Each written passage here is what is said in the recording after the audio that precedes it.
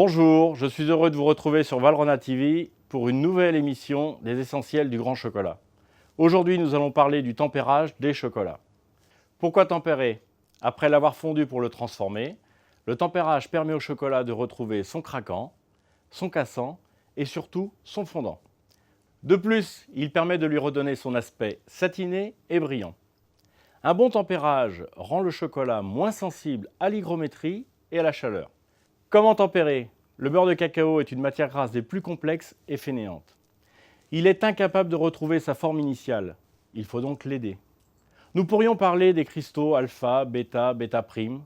Nous ne rentrerons pas dans ces détails que vous pourrez retrouver dans les stages bonbons de chocolat et technotactiles de l'école du grand chocolat. Deux types de tempérage. Premier type, par ensemencement ou vaccination. En effet, le beurre de cacao a la capacité de s'ensemencer tout seul. Ce tempérage est une pratique rapide sur de petites quantités pour le décor. Attention, il est instable dans une machine. Deuxième type, par tablage. Cette pratique est la plus stable dans le temps et la plus recommandée. On va donc se concentrer sur le tablage. Quelques précautions avant de commencer. Il est à proscrire d'utiliser un marbre réfrigéré, car il est extrêmement humide et trop froid, et fera épaissir à jamais le chocolat. Évitez les tables en inox, car l'inox conservera la chaleur et sera incapable de refroidir le chocolat. Tempérez sur un marbre non réfrigéré, car il a la capacité naturelle de restituer le froid emmagasiné durant la nuit. Passons à la pratique. Je vais vous montrer le tempérage d'une couverture noire. Fondre le chocolat à 55-58 degrés pendant au moins 24 heures. La température est importante, mais aussi le temps. Bien décristalliser pour mieux cristalliser. En effet, une mauvaise décristallisation engendrerait un épaississement rapide avec une texture pâteuse appelée vaselinage. Je vais réserver un quart de ce chocolat chaud.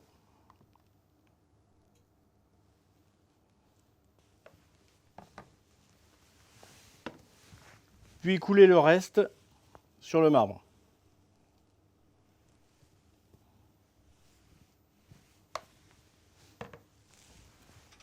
Brasser de façon régulière et homogène pour assurer une descente en température à 28-29 degrés Celsius.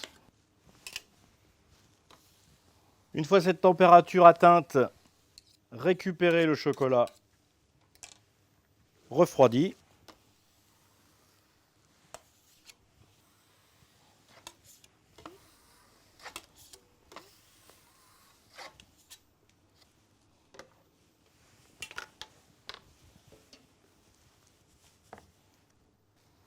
Puis remontez la température à 31-32 degrés en versant en deux fois la partie chaude. J'ajoute la première partie de chocolat chaud pour stopper net la redescente en température, puis la deuxième partie pour atteindre avec précision la température de 31-32 degrés Celsius.